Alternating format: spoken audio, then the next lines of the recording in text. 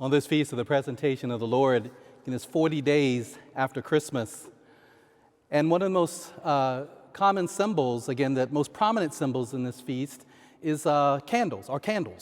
In your parishes, you maybe, again, this Mass, you can celebrate with a procession of candles, and some parishes may have candles that are blessed or given out to everyone. The idea is that the symbol of light.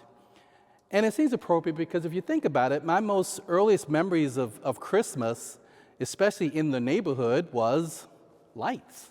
Houses lit up, all over. In certain neighborhoods, people competing with, who can have the best display. But it was always, and of course, that it was only something that you noticed or you really saw the beauty of it at night.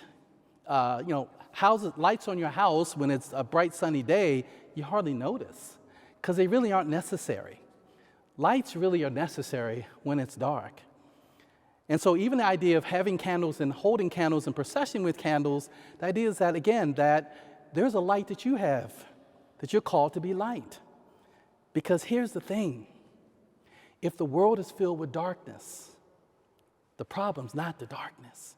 People curse the darkness all the time. There's evil, and there's injustice, and there's greed, and there's exploitation, there's abuse, there's horrible things, and murder, and terrorism, and many terrible things, shootings, and the darkness. Let me say it again. If the world is filled with darkness, the problem is not the darkness. The problem is the light. Darkness, by definition, is the absence of light. And so how do you solve the problem? If you go home at night and you come and it's a dark house, you don't just stumble and trip, you just flick the switch and problem solved. Light. People have sports events, night games, and that field or that court is as bright as it is daytime. No problem when you have light. And so that's what we remember as we recall on this feast of the presentation of the Lord, 40 days after Christmas. Another nickname for this feast is Candlemas. The idea is that, again, that just as Mary and Joseph, presented Jesus in the temple, in a sense, they processed him, they carried him to the temple, so we are reminded that we have the same responsibility. You see, it's really, to sum it up, it's like God presented Christ to us in the incarnation. He so loved us, he gave his son. And then we were invited to receive the gift. But we couldn't stop there.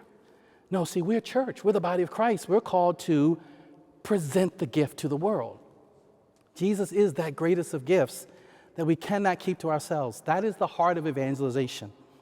When, Jesus was born, the prophet said he will be called the light to the nations. He will be a light to the nations. And at the end of his ministry on earth, the risen Christ, the Great Commission, when he said, go make disciples of every nation. But instead of simply a candle procession, we have Mass every day. And in the Mass, we process to the altar. And we're invited to receive the gift of Christ from the altar. But let us not stop there, because the love in your heart was not put there to stay. Love isn't love till you give it away.